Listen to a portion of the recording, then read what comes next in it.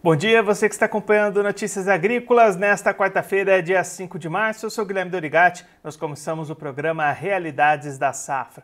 Um momento para a gente fazer um giro pelo Brasil, visitar as mais diferentes regiões produtoras do país para verificar o desenvolvimento das lavouras e para isso a sua participação é muito importante. Mande a sua mensagem, o seu comentário aqui no nosso chat do YouTube, contando o seu nome, a sua região e como é que está o desenvolvimento da lavoura aí para você. E uma outra maneira de participar aqui do Realidades da Safra é enviando a sua imagem, a sua foto, o seu vídeo, mostrando para a gente o desenvolvimento das suas áreas, das lavouras aí na sua região. Vamos verificar algumas dessas imagens que a gente recebeu de produtores espalhados pelo Brasil. Vamos começar com o Marcílio Fernandes Marangoni. Ele é engenheiro agrônomo lá na região de Darcinópolis, no estado do Tocantins. Esteve com a gente ao vivo aqui há alguns dias. Mandou essas imagens para a gente da colheita da soja acontecendo lá na região. Outras áreas já prontas para serem colhidas nos próximos dias. Colheita avançando, chegando perto do final, essa safra de soja 24-25 lá em Darcinópolis, no Tocantins. O Everton Varolo, de Cruzália, no interior de São Paulo, também mandou imagens, também tem lavouras de soja na reta final do seu ciclo de desenvolvimento lá na região de Cruzália, colheitas prestes a serem realizadas, desenvolvimento positivo lá em São Paulo, nessa safra, ao contrário de alguns outros locais que sofreram mais com o clima. A gente vê até colheita já acontecendo, já avançando lá na região de Cruzália, no interior de São Paulo, as imagens do Everton Varolo. Você também pode participar aqui com a gente, mande a sua imagem, a sua foto, o seu vídeo aqui para o Realidades da Safra, para a gente exibir nos nossos programas e mostrar como é que está o desenvolvimento das áreas, das lavouras aí na sua região. Para isso é muito fácil, você pode mandar a sua imagem para o Instagram oficial do NA, que é o @Notícias Agrícolas, ou também para o nosso WhatsApp, o número está aparecendo aí na sua tela, é o 19 992 99767-0241. 19 99767-0241. WhatsApp do Notícias Agrícolas para você mandar a sua imagem, a sua foto, o seu vídeo e compartilhar com a gente como é que está o desenvolvimento das lavouras aí na sua região. No programa de hoje, vamos visitar algumas dessas localidades. Nós vamos lá para Santo Ângelo, no estado do Rio Grande do Sul, uma região que vem sofrendo bastante com o clima. Vamos também para o estado do Pará, conversar com a ProSoja. Vamos parar também no estado do Paraná, em Assis Chateaubriand. Então vamos começar o nosso quadro de entrevistas. Esse é o Entrevistas da Safra.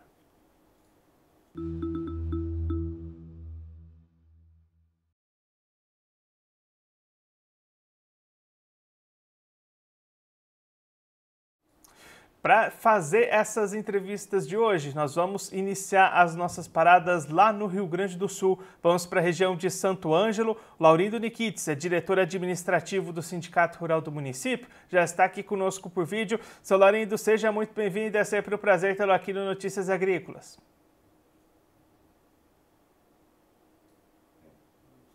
Estamos com um probleminha com a conexão com o seu Laurindo. Daqui a pouquinho a gente vai ter ele ao vivo aqui para conversar com a gente. Seu Laurindo Nikitz é diretor administrativo do Sindicato Rural de Santo Ângelo, no Rio Grande do Sul. Vai mostrar para a gente um pouquinho como é que as lavouras lá da região estão sendo afetadas pelas condições climáticas, falta de chuvas e temperaturas muito elevadas para o desenvolvimento. Acho que a gente já tem o seu Laurindo de volta aqui com a gente. Seu Laurindo, você me escuta? Sim, senhor. Muito bom dia. É um prazer tê-lo aqui no Notícias Agrícolas. Prazer é nosso, meu amigo. Laurindo, conta pra gente como é que estão as lavouras aí na região. Falta de chuvas e temperaturas altas estão trazendo impactos negativos nessas áreas, né?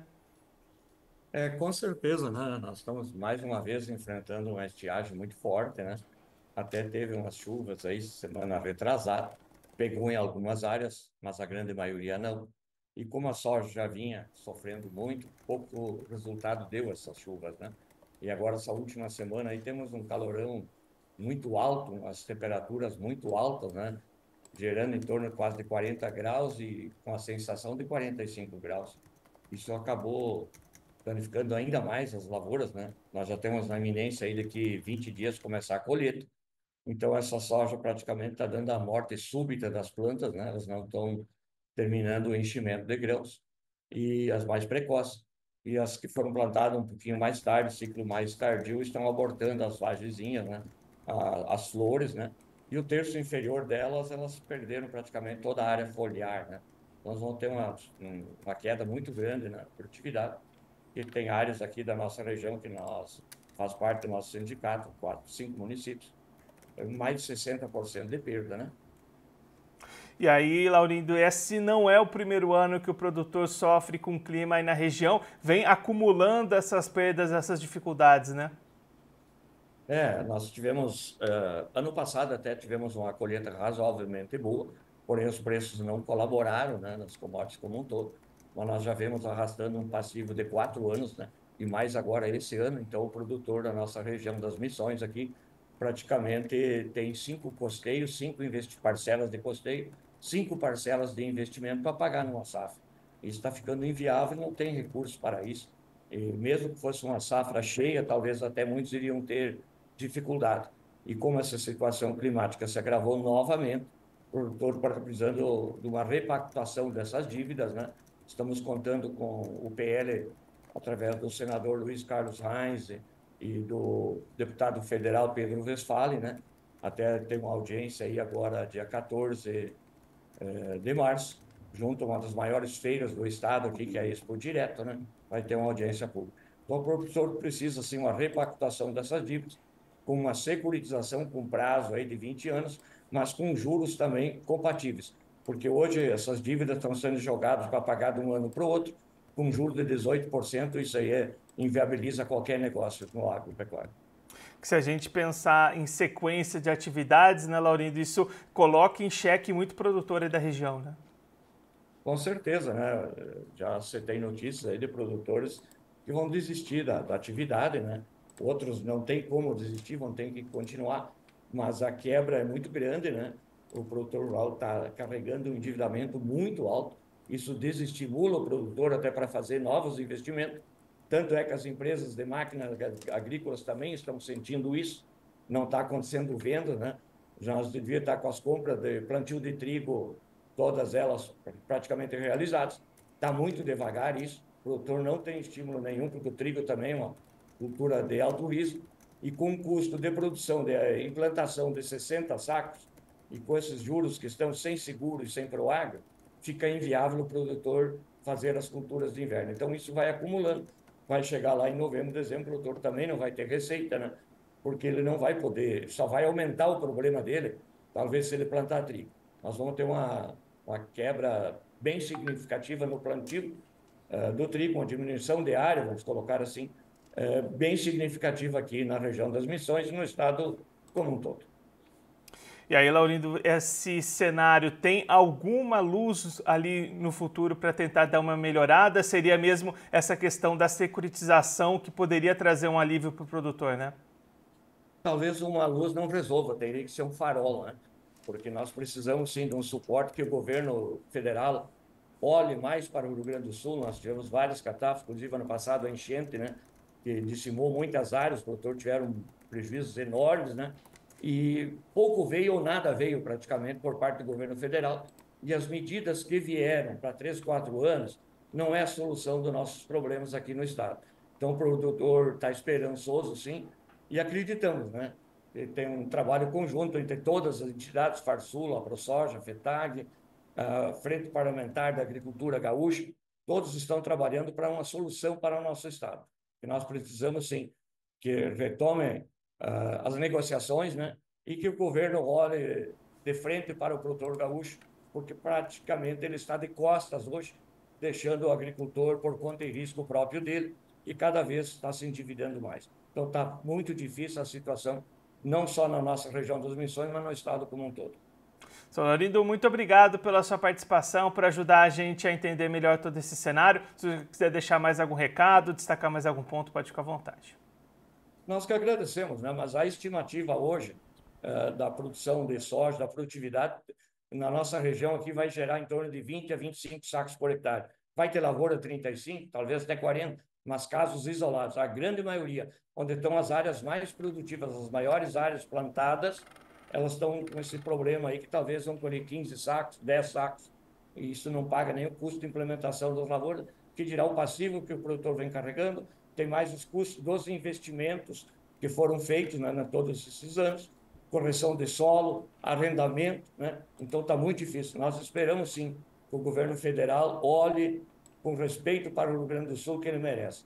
Meu muito obrigado pela atenção e teremos todos uma boa semana. E está uma previsão de chuva para nós para o fim de semana. Espero que ela venha num volume bem significativo, ao menos para diminuir ou não deixar mais aumentar o prejuízo que já está instalado. Seu Laurindo, mais uma vez, muito obrigado. A gente deixa aqui o convite para o senhor voltar mais vezes, a gente seguir acompanhando essa situação aí no estado, aí na região. Um abraço, até a próxima. Até a próxima, muito obrigado. O Laurindo Nikitz, ele é diretor administrativo do Sindicato Rural de Santo Ângelo, no Rio Grande do Sul, conversou com a gente para mostrar um pouquinho essa situação das lavouras por lá. A expectativa é que a colheita comece em torno de 20 dias lá na região, que vem apresentando grandes problemas com o clima, falta de chuvas, temperaturas elevadas, chegando aos 40 graus nos últimos dias, sensação térmica de 45 graus e aí perdas muito substanciais, expectativa de quebra de até 60% na produção de soja da região de Santo Ângelo. O produtor vem acumulando anos consecutivos com esses passivos e aí uma luz no fim do túnel que surge é a questão da securitização. O projeto está tramitação lá no Congresso, na Câmara, no Senado, e aí isso pode ser um alívio para o produtor gaúcho, que tem bastante perspectiva negativa, até se a gente olhar para frente. O Laurindo destacando as compras da safra de inverno, safra de trigo bastante atrasada, sem avançar neste momento, e aí o produtor devendo não plantar esse trigo, também muita gente podendo até correr o risco de sair das atividades, uma situação bastante complicada que a gente vem acompanhando lá no Rio Grande do Sul. Vamos seguir o nosso giro, seguir recebendo os nossos entrevistados. Nossa próxima parada vai ser em Assis Chateaubriand.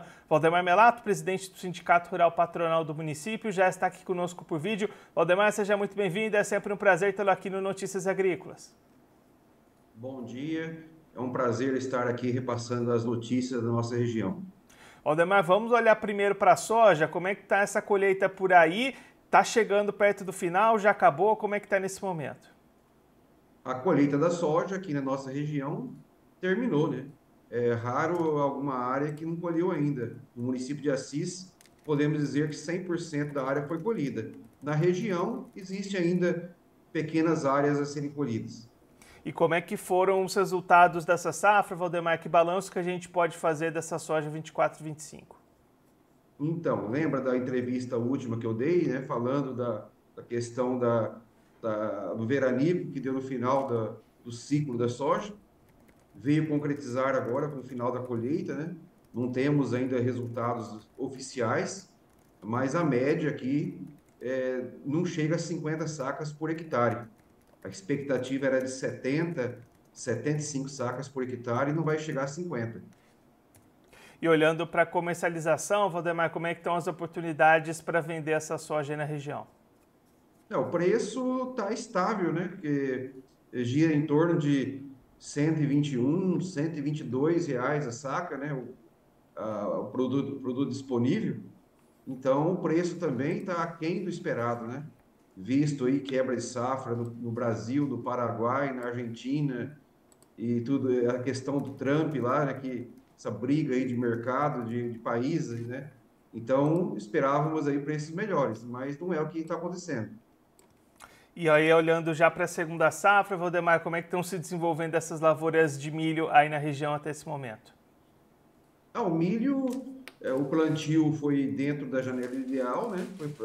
Começou o plantio na primeira quinzena de janeiro e se estendeu até agora, começo do mês de fevereiro. O plantio foi muito bem. Agora as lavouras estão em desenvolvimento, né? Temos lavouras aí recém-nascidas, né? Temos lavouras já em fase de pré-pendoamento e está bastante preocupante o clima aqui para nós, novamente, né? Infelizmente, está trazendo bastante preocupação. Temperaturas altíssimas, né? Agora, nesse momento, aí, em torno de 30 graus já, e vai a 37, 38 graus, à sombra, né? Com sensação térmica aí de quase 50 graus. Então, a lavoura já está sendo prejudicada por esse veranico, que já vai dar uns 20 dias de veranico, né? Porque tem uma previsão de chuvas para a nossa região aqui, o dia 13 desse mês, 13 de março. Se vier essa chuva dia 13, ainda salva um tanto, né? Mas com quebra de safra já, porque os milhos agora que nós temos aqui tá tudo já sentindo bastante com com as altas temperaturas e com o solo seco. E olhando para o mercado, Valdemar, como é que está a comercialização do milho até diante desse cenário? Tem oportunidades de venda ou o produtor está esperando um pouco mais? A oportunidade de venda tá tendo aí contratos, né? A R$ 60 a saca para safra, né? Mas eu acredito que poucos estão fazendo, né? Porque o clima não está bom, né? Quem vai colher? O que que vai colher? Né? Então não temos aí boas perspectivas de colheita. Então daí o produtor fica com receio de fazer contratos, né? Porque o preço a R$ 60 a saca para safra não estaria tão ruim. O preço hoje de lousa que tem disponível hoje, preço R$ 69 a saca, né? Mas para colheita de R$ 60 estaria um preço até razoável. Mas que eu tenho conversado com os produtores, não estão fazendo contratos, porque e se não colher, né? Porque se não chover para os próximos dias aí, a quebra será muito grande, porque está muito seco e muito quente. E as lavouras aí principalmente as lavouras que estão com o ciclo mais adiantado, aquele milho que está em pré-pendoamento, esse aí vai ter uma quebra muito grande. E como é que está a questão de pragas, de doenças até esse momento, Valdemar?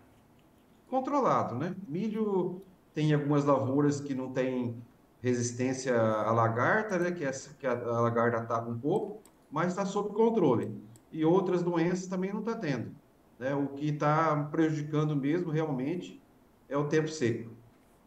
Valdemar, muito obrigado pela sua participação, por ajudar a gente a entender melhor esse cenário. Se você quiser deixar mais algum recado, destacar algum ponto, pode ficar à vontade.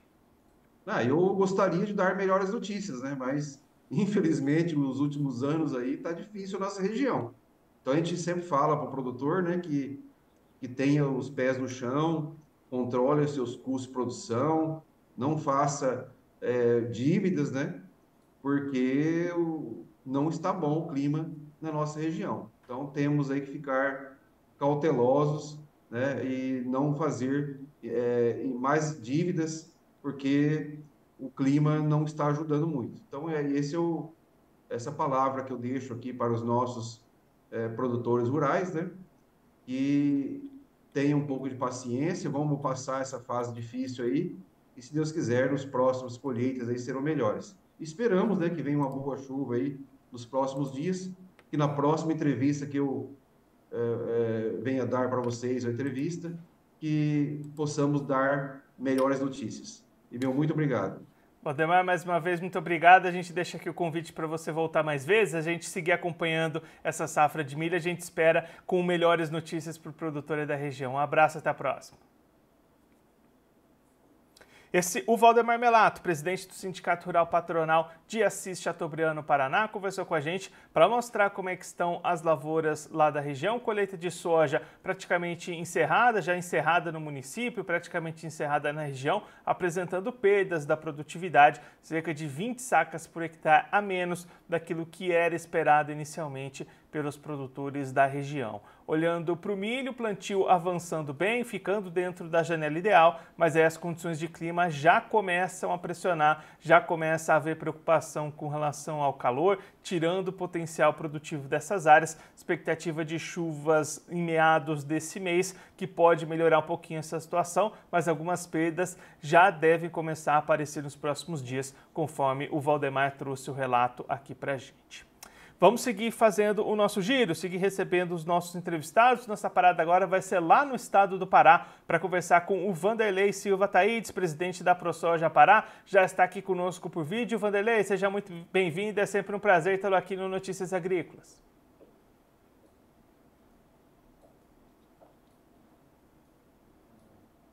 Esse programa aqui, os agricultores brasileiros sempre estão assistindo. Vanderlei, conta pra gente primeiro como é que está a safra de soja por aí, que balanço que a gente pode fazer da soja paraense até esse momento? Rapaz, como sempre eu falo, o estado do Pará é um estado interessante, né? Acredite, em Paragominas, onde a gente está nesse momento, Nós ainda temos alguns ainda terminando o plantio, né?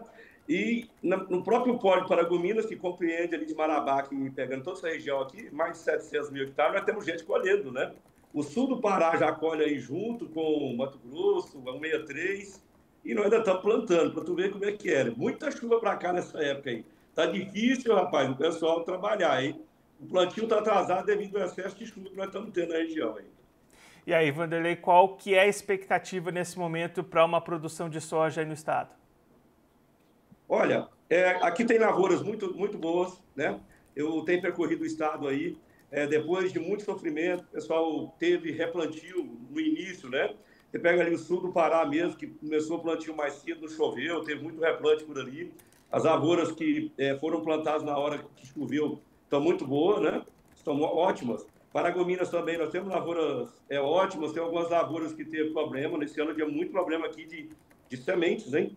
Muito problema aqui de germinação, de vigor de sementes, mas nós temos muitas lavouras bonitas aí. Não dá para dar ainda um parecer de produtividade, porque ainda está muito cedo, né? A região que está colhendo agora é a região menor do estado, a maior é essa nossa aqui, e nós estamos muito preocupados, porque está chovendo muito, marcando muita chuva aí para abril, e nós temos municípios aqui que plantou mais cedo, como Tailândia, que já esse mês agora, final do mês, começa a colheita. Então, as lavouras estão ótimas, mas a gente está preocupado se as chuvas permanecerem como está previsto, a gente tem problema aí até de qualidade de grãos aí quando for efetuar a colheita.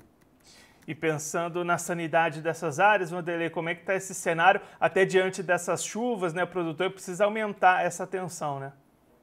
A atenção sempre é necessária, está sendo bem aí observado, né? Nesse momento de muita chuva, a gente sabe como é que é a questão, mais atenção. E até ontem eu estive rodando, o pessoal está com dificuldade até de pulverizar, né? Aqui na nossa região, fevereiro e março, chove dia sim e outro também, tá? Então, pra você ter uma ideia, é uma época muito chuvosa, então dá muito trabalho. Pra você ter uma ideia, é por isso que alguns aí não acabou de plantar aí, porque a hora que tira a lona da plantadeira, chuva. Então, isso é normal, chovendo bastante aqui. Com certeza aí, ficar atento aí às aplicações, para não ter problema maior, como se fosse aí uma perca de qualidade na colheita também, né? Mais esse detalhe. E aí, Vanderlei, entrando num outro tema bastante importante, que é a comercialização, como é que estão as oportunidades para a venda da soja por aí? Os preços têm sido atrativos para os produtores? Guilherme, é incrível que, como já todos sabem, né, o Pará passou por um momento que o governo do estado fez uma taxação aí nos grãos, e naquele momento que foi aprovada a lei na Assembleia, as empresas compradoras de soja sumiram, né? Saíram do mercado devido à questão do projeto de lei e o término da negociação, como é que ia ficar no estado, e muitas aí deixaram de fazer suas compras e outras inseriram aí, né, no preço o valor da taxa. A semana passada a gente teve aí uma resposta do governo do estado, mediante a tanta pressão que houve, né, por parte de todos os segmentos, representações, agricultores aí, resolveu revogar essa lei. De lá para cá, ainda não está acontecendo assim, as coisas não acelerou, né? Mas eu acredito que hoje, Paragominas aí, essa semana, agora, depois desse carnaval, que praticamente nem acabou direito ainda, está na ressaca, eu acredito que a nossa região aqui, ela deve estar nos patamares dos seus 120, 123 reais a saca de soja. Mais ou menos nesse rumo, né? Mais abaixo do estado tem uma logística maior de transporte, os preços menores. Mas mesmo assim, é muito abaixo do que deveria ser, né? Nós estamos com um custo muito alto e a gente tem visto alguns números de superprodução, colheitas recorde nesse país, até não sei qual que é o milagre que eles conseguem essas informações. Temos os estados do sul aí tendo quebra, e alguns não estão todos definidos, né? Então, ainda tem mais isso ainda. Os preços estão nesses patamares aí. Eu já adianto que não é mole, tá fácil a vida do produtor, não. E, Vanderlei, essa questão das taxações, né? A gente acompanhou bastante de perto todo esse processo, desde quando surgiu essa conversa, as tratativas dos produtores, vocês da ProSoja. Conta pra gente um pouquinho como é que foi esse trâmite para a gente chegar agora nessa revogação, nesse cancelamento por parte do governo. Guilherme, é o seguinte, quando a gente soube da lei, já era dia 1º de janeiro. Eles fizeram acontecer dia 26/12, praticamente no final do ano, né? Então a gente foi pego de surpresa, de lá para cá, a ProSoja, de Casos Rurais, Produtores Rurais, Federação, houve um movimento, um trabalho, a gente fez logo uma audiência na Assembleia Legislativa do Estado, levamos muita gente lá para a Assembleia Legislativa. Os deputados ficaram aqui meio assustados, o governo também ficou assustado, não imaginavam que ia ter uma repercussão dessa. Logo após essa reunião na Assembleia, marcamos uma reunião com o governador do Estado, no Palácio do Governo, onde foi levado ao conhecimento do governador que não caberia, de forma alguma, taxação dentro do Estado nesse momento, né? Que nós aqui estava sendo comparado com Mato Grosso, Goiás, Mato Grosso do Sul, que se lá funciona a taxação, por que não aqui no Pará? Há muitas situações que levam a ser diferente, né? Então, a gente mostrou para ele, ele sugeriu um grupo de trabalho para a gente discutir o alinhamento, porque revogação não estava nos trâmites do governo naquele momento. Momento nenhum, o governo estadual colocou revogação em pauta, e sim diálogo. Então, a gente formou um grupo de trabalho, fizemos outras reuniões em Belém, chegamos a um consenso, já que o governo estava tão disposto a cobrar, mas a gente acatou, fizemos uma proposta, e o governo aparentemente acatou a nossa proposta, da área dos grãos, né? Em vez de R$ 4,32 por saco, veio para R$ 1,00 a saca de soja, e o milho, que era R$ 2,09, veio para 50 centavos. E o boi, que estava quase R$ 200 uma cabeça, a R$ 10,80 arroba, veio para R$ 5,00 na luta, junto com o pessoal da pecuária. Logo essa reunião, passou-se 15 dias e nada. Não tinha movimento do governo. Não tinha nada acontecendo, não tinha uma resolução, uma tranquilidade. As empresas compradoras de soja sumidas, né? E nós aí com contratos aí já tendo alterações. E produtor já colhendo, precisando vender soja aí para pagar suas custas de colheita e nada. E a gente voltou em massa, apertar o governo, solicitar ao governo uma decisão e até mesmo já esquecer o acordo e ir para a revogação. Deu tempo da gente pensar melhor. O acordo não era interessante, mesmo que o governo não tinha revogação. E no momento, eu acho que alguém iluminou a mente dos nossos governantes, né? E viu que isso aí não era uma boa hora para isso e resolveram, junto com o trabalho aí que a vice-governadora estava rodando no Estado, o governador viu que não era momento, que estava, digamos, abre aspas, se queimando com muito pouca coisa, porque naquela proposta de diminuir o valor que o Estado ia arrecadar ia ser muito pouco, não ia compensar o desgaste político. Então, o governo adotou a postura onde não podia revogar de jeito nenhum, acabou revogando, e a gente até agradece aí essa mudança do governo que vai continuar a fazer que o Estado cresça na atividade agrícola. Wanderley, muito obrigado pela sua participação, por ajudar a gente a entender sempre esse cenário aí do Estado. Se você quiser deixar mais algum recado ou destacar mais algum ponto para quem está acompanhando a gente, pode ficar à vontade. Eu que agradeço, obrigado. Gente, o Brasil é mais. O agro avança. Vamos em frente. Bom dia, Guilherme. Um abraço. Wanderley, mais uma vez, muito obrigado. A gente deixa aqui o convite para você voltar mais vezes. A gente seguir acompanhando o avanço das atividades aí no Pará. Um abraço, até a próxima. Ok, obrigado. Valeu. Esse Wanderley Silva Taídes, presidente da ProSoja do Pará, conversou com a gente para mostrar como é que estão as atividades dessa safra de soja lá no estado. O estado que tem realidades diferentes dentro da mesma região, tem trabalhos de plantio ainda avançando, ao mesmo tempo que já tem colheita acontecendo em algumas regiões do estado. Expectativa de uma boa safra, foi um bom desenvolvimento até este momento, as lavouras estão bonitas lá no estado, mas o Wanderley destacando um cenário de muitas chuvas que começa a preocupar os produtores, tanto para o avanço das atividades de campo, seja de plantio, de colheita, também de aplicação de defensivos. Nesse cenário de muita umidade, o produtor precisa redobrar essa atenção, e também para questões de qualidade dos grãos que estão sendo colhidos, essa preocupação neste momento diante das chuvas. O Wanderley também destacando toda aquela situação com as taxações para as exportações de grãos no estado. Houve a revogação dessa lei, dessa taxação por parte do governo estadual, uma vitória da ProSoja, dos produtores, sindicatos rurais que se mobilizaram bastante lá no estado paranaense e conseguiram essa revogação da taxação, que iria prejudicar bastante essa comercialização dos grãos lá por parte dos produtores paraenses. Vamos dar sequência à nossa programação. Vamos agora olhar algumas notícias que influenciam, que trazem realidades das safras, de diferentes culturas, diferentes lavouras. Esse é o Notícias da Safra. Para a gente começar o nosso giro de notícias, vamos olhar um pouquinho para a segunda safra de milho. A gente acabou de acompanhar, por exemplo, o Valdemar Melato, lá de Assis Chateaubriand, destacando as dificuldades que já aparecem para a segunda safra de milho, dificuldades com clima, dificuldades com janela. E eu, recentemente, aqui no Notícias Agrícolas, conversei com o Lucas Cavalcante, agrônomo, coordenador técnico de mercado da Nitro, justamente para mostrar um pouquinho desses desafios que os produtores estão enfrentando neste momento para a segunda safra de milho. Vamos agora acompanhar essa entrevista completa.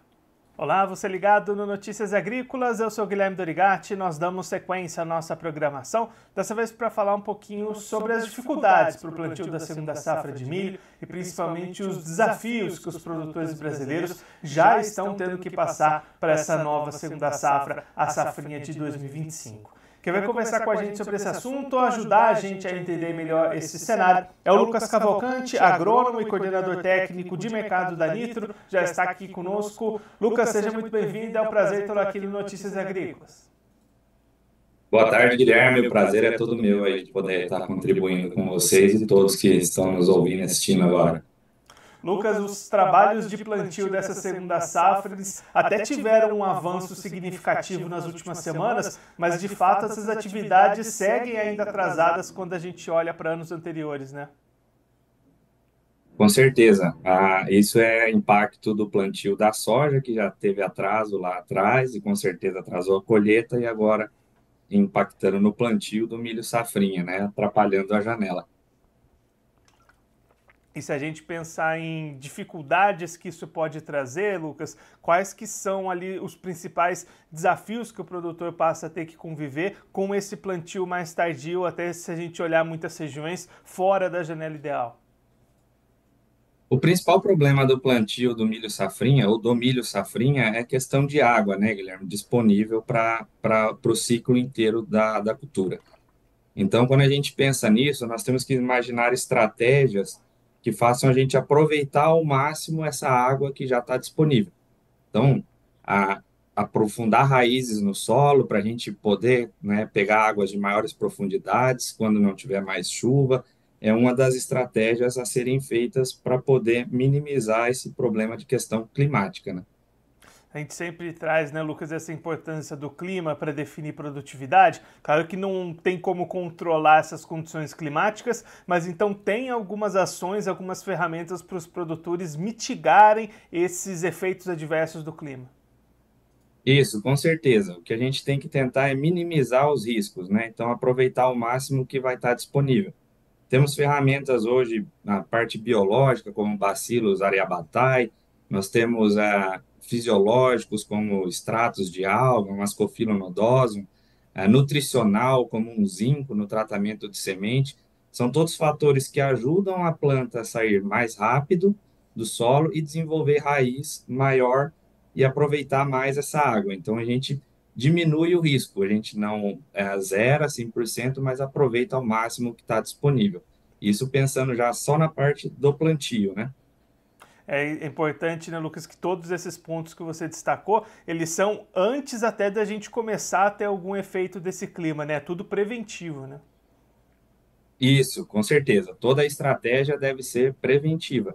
Inclusive, pós-plantio, nós temos estratégias mitigadoras de estresse, que vai na parte nutricional, utilizando nutrientes como cobre, zinco também, que são antioxidantes, mas eles também devem ser trabalhados pré-estresse. A gente não deve esperar acontecer o estresse para aí sim a gente tomar alguma atitude.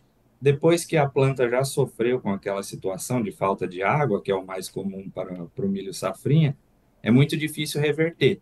Tem estratégias para a gente minimizar também, né, como o uso ali de alguns aminoácidos, né, que fazem a planta voltar ao seu normal mais rápido. Mas o ideal mesmo sempre é a estratégia preventiva. Se a gente pensar em outros desafios importantes, Lucas, olhando para essa segunda safra de milho, pressão de pragas, de doenças sempre é um desafio importante. Inclusive, para essa safra já tem algumas regiões registrando alta presença de insetos, né? Isso. pragas e doenças também para o milho safrinha vem a cada ano sendo mais significativo a importância devido ao aumento de área, né? E aí você facilita a proliferação dessas pragas e dessas doenças, o que impacta diretamente em ter um maior controle em cima delas, né? E aí aquele olhar preventivo que a gente destacou nessas questões de nutrição, de preparação de solo, também valem aqui quando a gente olha para pragas e doenças, né?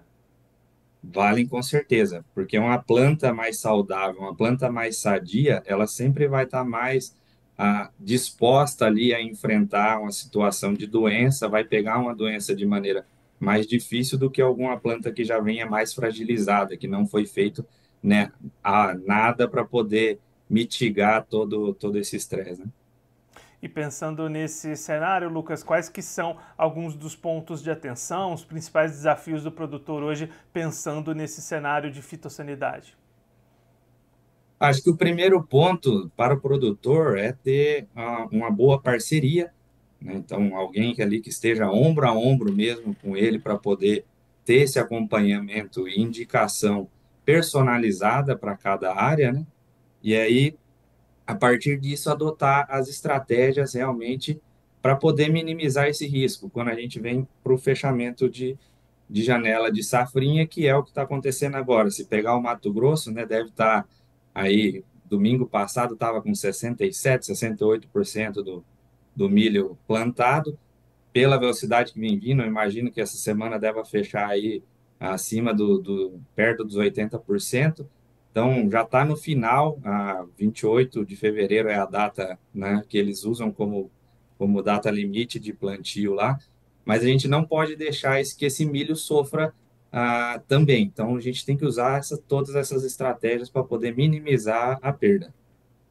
Lucas, muito obrigado pela sua participação, por ajudar a gente a entender melhor esse cenário e esses pontos de atenção para o produtor pensando nessa segunda safra de milho. Se você quiser deixar mais algum recado ou destacar mais algum ponto para quem está acompanhando a gente, pode ficar à vontade. Eu que agradeço, né, pela oportunidade da participação. Eu acho que realmente a questão é reforçar isso, né? A gente ter a parceria ali, ombro a ombro, que o produtor possa contar o tempo inteiro para poder apoiá-lo nas decisões e realmente trabalhar de forma preventiva aí para a gente minimizar todas essas perdas e ter uma excelente safra. Lucas, mais uma vez, muito obrigado. A gente deixa aqui o convite para você voltar mais vezes, a gente seguir acompanhando essas movimentações e trazendo essas recomendações para os produtores. Obrigado, até a próxima. Obrigado. Tchau, tchau. Até mais. O Lucas Cavalcante, agrônomo e coordenador técnico de mercado na Nitro, conversou com a gente para mostrar um pouquinho esses pontos de atenção que o produtor precisa ter pensando na segunda safra de milho. Essa safrinha de 2025 teve o plantio mais atrasado, mais alongado depois das dificuldades da safra de soja. Com isso, muita região ficou com esse plantio fora da janela ideal e aí aumenta o risco para o clima. O Lucas destacando uma série de opções que o produtor tem para tentar mitigar efeitos adversos do clima nas suas lavouras e também uma atenção bastante especial para pragas e doenças que também já são registradas em alta pressão, especialmente de insetos aparecendo em algumas regiões produtoras do Brasil. E aí o produtor precisa redobrar essa atenção, essas aplicações, esse monitoramento, especialmente esse olhar preventivo para a sua lavoura, para proteger o potencial produtivo do seu cultivo. Essas preocupações com a segunda safra de milho estão presentes, por exemplo, lá no Mato Grosso. Os trabalhos de colheita seguem avançando para a soja, o plantio do algodão finalizado, mas ainda com atraso para a safra de milho. O último levantamento do IMED, divulgado nesta sexta-feira, dia 28, mostrou que o Mato Grosso tinha colhido 82% dos 12,6 milhões de hectares estimados para a safra de soja. Esse número segue levemente atrás do registrado no ano passado, mas já está à frente do registrado na média dos últimos 5 anos. Olhando para a segunda safra, plantio do algodão finalizado, chegando a 100%, é ali 0,10 pontos percentuais à frente da média dos últimos 5 anos, então em linha com a média das temporadas anteriores, esse plantio do algodão. A preocupação ainda fica para o milho, que tinha 84,9% da área plantada até a última sexta-feira, quando se encerrou também a janela considerada ideal para esse plantio, e aí o restante deve ficar fora da janela, o que pode trazer um impacto para o desenvolvimento e para o potencial produtivo dessas áreas. O Clayton Galvez, superintendente do IMEA, destacou que isso é um ponto de atenção, mas ainda não é um prego na cruz que vai definir má produtividade. Vamos ter boa parte das áreas que vai precisar de uma quantidade maior de chuvas no final do ciclo. É um desafio de como as chuvas vão se comportar, principalmente lá em meados da segunda quinzena de abril, período que vai ser decisivo para a formação e conclusão dessa produtividade da segunda safra do estado, destacou o Clayton Galvez, superintendente do IMEA, olhando para o milho lá do Mato Grosso. Vamos olhar agora para o avanço da colheita da soja, porque os números da AG Rural destacam que essa colheita passa da metade no Brasil, chega a 50% até a última quinta-feira, dia 27. Esses 50% ficam acima dos 39% do mesmo período da semana anterior e à frente dos 48% do mesmo período do ano passado. Então, os trabalhos ganhando ritmo e passando a medição da temporada anterior, de acordo com o levantamento da AG Rural. Os trabalhos entram em reta final no Mato Grosso e sem maiores percalços nos demais estados de calendário mais antecipado. As atenções seguem concentradas no clima dos estados mais tardio, com destaque para estiagem e calor no Rio Grande do Sul, onde as lavouras seguem perdendo potencial produtivo. A gente trouxe esse cenário com o Laurindo Nikitz, lá de Santo Ângelo, agora há pouco, aqui no Realidades da Safra. Vamos agora olhar para estimativas para essa safra de soja, porque a Stonex reduziu os seus números, reduziu 1,5% a estimativa dessa safra de soja 24-25 no seu último relatório divulgado na segunda-feira. A estimativa agora é de 168,3 milhões de toneladas, 1,5% a menos do que é estimado no mês passado. O destaque fica para a redução de 4 milhões de toneladas na projeção da safra gaúcha, ainda refletindo os impactos de clima mais seco neste começo de ano, onde o ciclo da safra é mais tardio lá no Rio Grande do Sul. Por outro lado, Mato Grosso, Goiás e Minas Gerais foram alguns estados com revisão para cima das estimativas de produção, mas ainda insuficientes para compensar a perdas em outras localidades. Se confirmada essa safra de 168 milhões de toneladas, seria um aumento de 12% frente à temporada anterior, abre aspas para Ana Luísa Lodge, especialista de inteligência de mercado da Stonex.